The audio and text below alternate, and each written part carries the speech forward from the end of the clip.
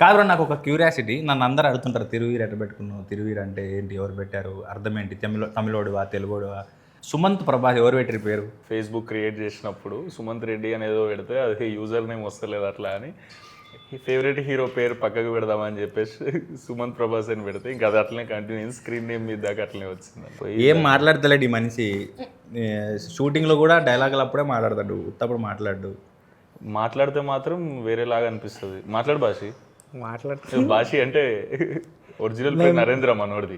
అవును, అది ఆనందనే పిలుస్తున్నాం మేము ఫేమస్ లో మనోడి పేరు భాషి కాబట్టి నేను భాషి అనే అలవాటు అయిపోయింది అందరికి, మా ఫ్రెండ్స్ కూడా. నేనేమన్నా స్క్రీన్ నేమ్ ఏం పెట్టుకోవాలని అడిగిండు. నరేంద్ర ఆనంద్ భాషి అని పెట్టుకోమని చెప్పి చాలా పవర్ఫుల్ ఉంది భాష. అది పాన్ ఇండియా కల్చర్ కదా, నీకు కూడా పనికొస్తే ఏ మరాఠీయో బెంగాలీయో అనుకుంటారు వాళ్ళు కూడా. సినిమాకి అట్లా పెట్టుకోవడం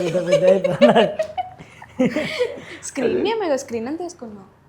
నేను ప్రాపర్గా థియేటర్లో మీద ఫస్ట్ చూసింది జార్జ్ రెడ్డి చేసినప్పుడు, వాళ్ళు ఇరగదీశారు యాక్టింగ్ మీరు. నేను రీసెంట్గా చూసింది అయితే పరేషాన్లో అసలు మెంటల్ యాక్టింగ్ చేసారు మీరు, మీతో పాటు ఉన్న వాళ్ళు వీళ్ళందరూ. అంటే ఎంత సూపర్ న్యాచురల్ ఉందంటే పక్కకే జరుగుతుందన్న ఫీలింగ్ ఉంది, ఏదో కిటికీలకి వెళ్ళి సినిమాతో చూసినట్టుంది.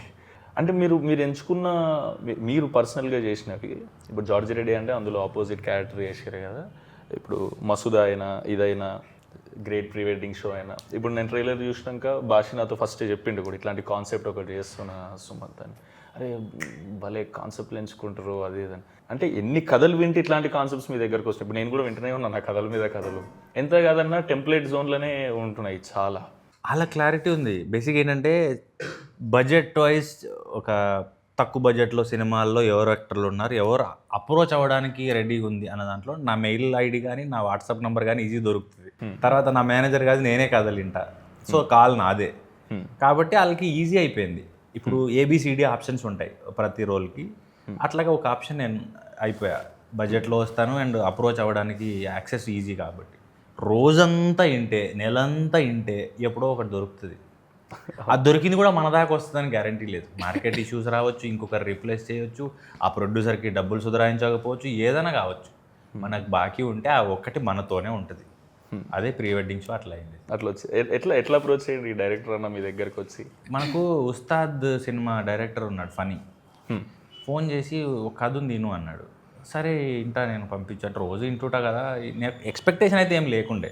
పైగా తెలిసిన ఫ్రెండ్స్ ప్రొడ్యూసర్లు డైరెక్టర్లు చాలామంది విను అని చెప్తుంటారు, వింటుంటా. కామెడీ ఏం జానర్ అంటే కామెడీ అన్నాడు. కామెడీ అంటారు, వీళ్ళు నవ్వరు, వీళ్ళు నన్ను నవ్విచ్చారు అని ఇది కూడా నేను ఫిక్స్ అయిపోయాను. సరే చెప్పండి ఏదో ఒకటి అని. కూర్చుంటే నవ్వుతూనే ఉన్నా, కూర్చున్నంతసేపు